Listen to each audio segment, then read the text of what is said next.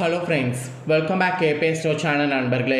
இன்றைக்கி இந்த வீடியோவில் மிக முக்கியமான எச்சரிக்கையான ஒரு ஜோதிட விஷயத்தை தான் இப்போ இந்த வீடியோவில் எச்சரிக்கையாக பார்க்க போகிறோம். இது என்ன ஜோதிட விஷயம் அப்படின்னு கேட்குறீங்களா? தற்போது மார்ச் மாதத்தில் 14ஆம் தேதி முதல் சந்திர கிரகணமானது நடக்க போகுது. இந்த கிரகணம் நடக்கிறதுடைய பாதிப்புகள் ஒவ்வொரு ராசிக்கும் ஒவ்வொரு மாதிரி இருக்க போகுது. அப்படி இருக்கக்கூடிய பாதிப்புகள் அந்தந்த ராசிக்காரங்க தெரிஞ்சு பலனடையணுங்கிறதுனால ஒவ்வொரு ராசிக்கும் கிரகணத்தினால என்ன பாதிப்புகள்ங்கிறத ஷேர் பண்ணிகிட்ருக்கேன். அதில் இன்றைக்கி இந்த வீடியோவில் துலா ராசிக்கு ஷேர் பண்ண போகிறேன். துலா ராசியில் பிறந்தவங்க உங்கள் ராசிக்கு கிரகணத்துடைய தாக்கம் என்ன மாதிரி இருக்கும் அப்படிங்கிறத தெரிஞ்சுக்குங்க. கிரகணத்துடைய தாக்கம் உங்களுக்கு என்ன மாதிரி இருக்கும் அப்படிங்கிறத நீங்கள் தெரிஞ்சுக்கிட்டிங்கன்னா அதற்கேற்ப நடந்து பயன்பெறலாம். ஆக்சுவலி ஒவ்வொரு ஆண்டுமே முக்கியமாக 4 நாள் வரும். அந்த 4 நாட்கள் என்னென்னா கிரகணம் என்று அழைக்கப்படும். இந்த 4 நாட்கள் கிரகணம் வரக்கூடிய நாளில் நிறைய கிரகண தோஷங்கள் ஏற்படும். நாம் கிரகணத்தை சாதாரண ஒரு நிகழ்வாக நினைக்கிறோம். ஆனால் உண்மையாலுமே கிரகணங்கிறது சாதாரண நிகழ்வு கிடையாது. இது ஒரு அபூர்வமான நிகழ்வு என்று சொல்லலாம். அதுவும் குறிப்பாக பார்த்தீங்கன்னு வச்சுக்கோங்களேன், கிரகணம் நடக்கக்கூடிய அன்னைக்கு தான் நிறைய சக்திகள் வானத்திலிருந்து வெளிவரும். அதனால் கிரகணம் நடக்கிறது ஒரு சாதாரண நிகழ்வு கிடையாது. இது ஒரு அபூர்வமான நிகழ்வு என்று சொல்லலாம். ஸோ இந்த ஆண்டுடைய முதல் சந்திர கிரகணமானது மார்ச் 14ஆம் தேதி அன்னைக்கு நடக்க போகுது. இந்த சந்திர கிரகணம் நடக்கக்கூடிய தேதி, அதுக்கப்புறம் இதனுடைய சிறப்புகளை ஃபஸ்ட்டு இந்த வீடியோவில் பார்க்க போகிறோம். அதுக்கப்புறம் கிரகணத்துடைய தாக்கம் துலா ராசிக்கு என்ன மாதிரியான பலன்களை கொடுக்குங்கிறத பார்க்க போகிறோம். துலா ராசிக்காரங்க நீங்கள் எந்த நட்சத்திரத்தில் பிறந்திருந்தாலும் வீடியோ ஸ்கிப் பண்ணாமல் பாருங்கள். உங்கள் ராசிக்கு என்ன மாதிரியான பலன் கிடைக்கும் அப்படிங்கிறத தெளிவாக இந்த வீடியோவில் தெரிஞ்சுக்குங்க. உங்கள் ராசிக்கான பலனை தெரிஞ்சு அதற்கேற்ப நடந்து பலன் பெறுங்க. வாங்க உங்களுக்கான பலன் என்னங்கிறத பார்க்கலாம். ஃபஸ்ட்டு கிரகணம் நடக்கிறத பற்றி கொஞ்சம் பார்க்கலாம் வாங்க. 2025 ஆண்டில் முதல் சந்திர கிரகணம் மார்ச் மாதத்தில் 14ஆம் தேதி அன்னைக்கு நடைபெற இருக்கு. ஸோ எந்த நேரத்தில் நடைபெறும், இது எங்கு காணப்படும் அப்படிங்கிற சிறப்பு விஷயங்களை ஃபஸ்ட்டு ஷேர் பண்ணுறேன். அதை அறிந்து கொள்ளுங்க. சந்திர கிரகணங்கிறது நம்மளுடைய இந்து மதத்தில் சிறப்பு மிக்க முக்கியத்துவம் வாய்ந்தது என்று சொல்லலாம். பூமிக்கும் சந்திரனுக்கும் இடையில சூரியன் வரும்போது அந்த வானிய நிகழ்வு சந்திர கிரகணம் என்று அழைக்கப்படுது. சந்திர கிரகணம் நம்மளுடைய தர்மத்தில் ஒரு அமங்கல நிகழ்வாக கருதப்படுது. இந்த கிரகணம் நடக்கக்கூடிய நேரத்தில் மங்களகரமான மற்றும் மங்களமான செயல்கள் தடை செய்யப்படுது. ஆக்சுவலி சந்திர கிரகணம் பௌர்ணமி நாளில் நிகழும். இந்த ஆண்டு 2025 பௌர்ணமியோடு ஹோலி பண்டிகை சேர்ந்து வந்திருக்கக்கூடிய நாளில் கிரகணமானது நடைபெற போகுது.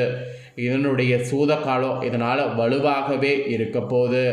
ஸோ இந்த கிரகணம் கரெக்டாக எந்த நேரத்தில் ஸ்டார்ட் ஆகுதுன்னா, காலையில் 9:29 மணிக்கு தொடங்கி பிற்பகல் 3:29 மணிக்கு முடிவடையுது. கிட்டத்தட்ட கிரகணமானது 6 மணி நேரத்துக்கு மேலே நடக்க போகுது. கிரகணமானது இந்திய நேரப்படி பகல் நேரத்தில் தான் நடப்பதாக பதிவாகுது. அதனால் இந்தியாவில் இந்த கிரகணத்தை காண முடியாது. இதனால் இந்தியாவில் பார்க்க முடியாதுங்கிறதுனால மற்ற நாடுகளில் நடக்கிறத ஃபோன் மூலிமா நீங்கள் பார்க்க முடியும். ஸோ இந்த கிரகணத்தை மற்ற நாடுகளில் குறிப்பாக அமெரிக்கா, மேற்கு ஐரோப்பா, மேற்கு ஆப்பிரிக்கா இந்த மாதிரியான பகுதிகளில் காண முடியும். ஸோ இந்த மாதிரியான பகுதிகளில் காண முடியக்கூடிய கிரகணத்தை கேமரா மூலிமா ஃபோனுக்கு பதிவிறக்க செய்து அது வெளியாகும். அதை நீங்கள் கிரகணம் நடக்கக்கூடியதை பார்க்கலாம். ஸோ வானத்தில் நடக்கக்கூடிய இந்த அதிசயத்தை பாருங்கள். இந்த மாதிரியெல்லாம் அதிசயம் நடக்குதா அப்படிங்கிறத நீங்கள் தெரிஞ்சு கொள்ளலாம். ஸோ இந்த கிரகணத்துடைய பற்றிய தாள்கள் இதுதான். இந்த கிரகணத்துடைய தாக்கம் ஒவ்வொரு ராசிக்குமே ஒவ்வொரு மாதிரி இருக்கும். அதில் துலா ராசிக்கு இந்த மாதிரியெல்லாம் இருக்கும் என்று குறிப்பிடப்பட்டிருக்கு. துலா ராசி சித்திரை 3-4 பாதம், ஸ்வாதி விஷாக 1-2-3 பாதம் இதில் பிறந்தவங்களுக்கு நான் சொல்லக்கூடிய கணிப்பு கரெக்டாக இருக்கும். ஸோ துலா ராசி இந்த நட்சத்திரத்தில் பிறந்தவங்க வீடியோ ஸ்கிப் பண்ணாமல் பாருங்கள். உங்களுக்கான பலன் என்னங்கிறத தெரிஞ்சுக்குங்க. ஆக்சுவலி இந்த கிரகணத்தினுடைய தாக்கம் மனதில் உங்களுக்கு தெளிவை உண்டாக்க செய்யும். ஆக்கப்பூர்வமான யோசனைகள் உங்களுக்கு தோன்றும். எல்லாத்துக்கும் மேலே கடித போக்குவரத்து அனுகூலமான பலனை பெற்றுத்தரும். அதே போல் பயணங்கள்லாம் செய்வதற்கு லாபகரமாக இருக்கும். வழக்குகள்லாம் உங்களுக்கு சாதகமான போக்கு காணப்படும். ஸோ வழக்குகளை கண்டிப்பாக மிஸ் பண்ணாமல் எல்லாமே யூஸ் பண்ணுங்கள். அப்புறம் நீங்கள் தொழில் வியாபாரத்தில் ஈடுபட்டு இருப்பவர்களாக இருந்தீங்கன்னா பங்குதாரர்களோடு ஆலோசனை செய்து வியாபாரத்தை மேற்கொள்ளணும். அப்போ தான் கூடுதல் லாபம் கிடைக்க வழியானது உங்களுக்கு கிடைக்கும். இல்லைனா கண்டிப்பாக கூடுதல் லாபம் கிடைக்க வழி இருக்காது. அப்புறம் உத்தியோகத்தில் இருப்பவர்களுக்கு சக பணியாளர்கள் மற்றும் உயர் அதிகாரிகளோடு ஆலோசனை செய்து முக்கிய முடிவுகள் எடுக்கணும். அப்போ தான் உங்களுக்கு நன்மை தருவதாக இருக்கும். இல்லைனா தீமையில் போய் முடியும். அப்புறம் இந்த கிரகணத்துடைய தாக்கம் குடும்பத்தில் சுமூகமான சூழ்நிலை உங்களுக்கு காணப்பட செய்யும். வாழ்க்கை துணை உங்களுக்கு பல விதத்தில் உதவிகள் செய்வாங்க. எல்லாத்துக்கும் மேலே உறவினருடைய வருகையானது உங்கள் வீட்டில் இருக்கும். அவர்களிடம் இந்த கிரகண டைமில் நிதானமாக பேசுவது நல்லது. அனுபவபூர்வமான அறிவு திறனை உபயோகிக்குங்க. அதில் தான் எதிலும் வெற்றியானது உங்களால் காண முடியும். இது குடும்பத்தில் உங்களுக்கு சொல்லப்பட்ட பலன்கள். அப்புறம் பெண்களுக்கு கூட உங்களுக்கு செயல்களுக்கு மற்றவர்களுடைய ஆதரவு கிடைக்கும். உடல் ஆரோக்கியத்திலையும் கவனமாக இருக்கணும். மாணவர்களுக்கு கூட பெற்றோர் ஆசிரியர் கூறியபடி செயல்படுவது நல்லது. அப்போ தான் கல்வியில் வெற்றி பெற உதவியாக இருக்கும். மனதைரியக்கூடும். அதனால் மாணவர்கள் நான் சொன்னது போல் இந்த கிரகண டைமில் செயல்படுங்க. அப்புறம் கலைத்துறையில் சேர்ந்த உங்கள் ராசிக்காரங்களுக்கு எதிர்பார்த்தபடி வரவுகள் இருக்கும். வெளிநாடு செல்வதற்கு வாய்ப்புகள் சேரும். மருத்துவ செலவுகள்லாம் குறையும். ஸோ குறையும் போது அந்த செலவுகள் கண்டிப்பாக உங்களுக்கு சேமிப்பு பண்ணலாம். அப்புறம் அரசியல் துறையில் இருக்கிறவங்களுக்கு கடந்த காலத்தில் உங்களை விட்டு சென்றவர்கள் விரும்பி சேர்வாங்க. அப்புறம் உறவு பலப்படும். தொலைபேசி தொடர்பு மூலமாக சிலர்லாம் புதிய தொழில் ஒப்பந்தங்களை ஏற்படுத்திக்க முடியும். அதனால் லாபம் தேடக்கூடிய முயற்சியில் ஈடுபட்டிங்கன்னா லாபமானது உங்களுக்கு கிடைக்கும். ஸோ அதனால் அரசியல் துறையில் இருக்கிறவங்களுக்கும் அதிர்ஷ்டம்தான். கலைத்துறையில் இருக்கிறவங்களுக்கும் நான் சொன்னது போல் செயல்படணும். இதெல்லாம் கிரகண டைமில் உங்களுக்கு சொல்லப்பட்டிருக்கக்கூடிய பலன்கள்.